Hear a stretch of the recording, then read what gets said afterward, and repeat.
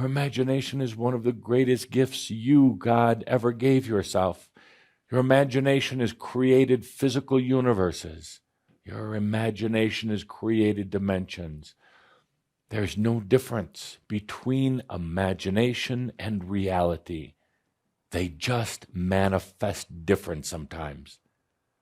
It's the imagination that then draws all the energies and the light together and creates that reality platform. And then as you dive deeper and deeper into it and you try to find out what it's comprised of, then you discover, or you can apply things like science. But that is the result of the imagination. When you get into those type of things, overly scientific and that, you get very mental and you forget your creator abilities. You forget to imagine. What you are really doing when you imagine is now you're attracting that light. That light will eventually now, it will develop a gravitational quality to it. And from there, that gravity will create your time and space. And from there, in time and space, it will create the atomic particles at the atomic level and waveforms, and eventually what you call your reality. But let's go back up now to this very thing of the light. Light is imagination. It's the imaginations of the I am. It's imaginations of the human as well.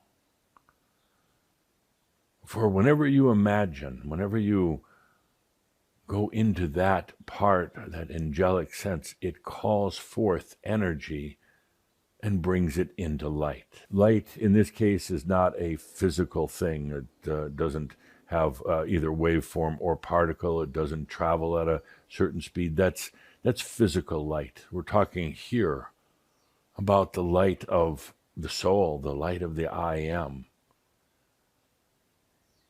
And it responds to imagination. A little bit to thought, but mostly to imagination. Gravity coalesces the light. It gathers it up, brings it together to serve you based on your imagination. And then again from there, that light goes into time-space, into atomic particles, and ultimately reality. You can still have an imagination of what you choose, how you want to experience your beingness. And it can be held in, it can be coalesced or brought together by gravity, but the other side of gravity, the Arotheon, allows it to also be free, be expansional, so that you're not limited in thought anymore. You're not limited by what you can do simply as a human being, but now you go beyond that. See, anytime you imagine something, you bring forth that light. Even as you go about your everyday life, your day-to-day, there's always a level of imagination taking place, even if you're not aware of it, even if it's subconscious. In your dream state, you're imagining, you're bringing forth the light, and this ultimately creates reality.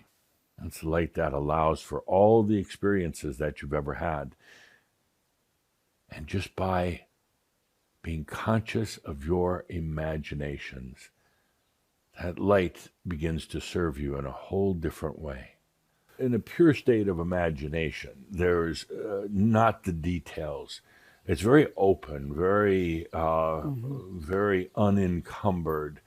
And what happens then in this pure state of imagination is that the energy and the light then align to it.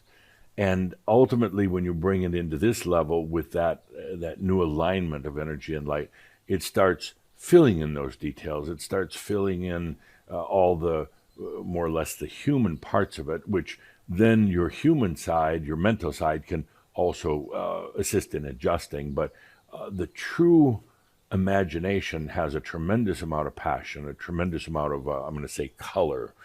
It has a very open, free, fluid feeling to it. And yet it is very, very potent, very potent. And again, the problem has been, how do you get it from there down to here? And so often that when you've imagined things in the past and they didn't work out, then you were disappointed. And again, you thought that the imagination was just a game, wasn't really important, but it is. You come to realize it's one of the most important things you have right now. And when things didn't work out as you had imagined them, you kind of gave up on it. And you'd let yourself occasionally imagine, but then, like dreams itself, you'd kind of throw it out, disregard it, get back into the routine of life, trying to get through the day. But that's because so much of what you have imagined was, again, in the other realm, somewhere else. It was difficult to bring it into this level. But again, after Heaven's Cross, it's much, much easier to bring that in now. It's easier to bring it into your everyday life, into your body and your mind. And the important thing is, again, not to try to assign details to it. Everything aligns in kind of a natural order.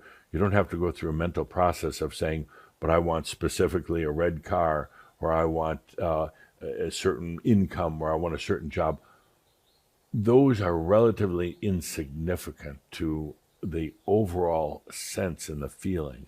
And what's happening right now is you consciously imagine the energies, the light, they start to basically organize themselves. They start a certain flow that then can come into your life and be very, very life-changing.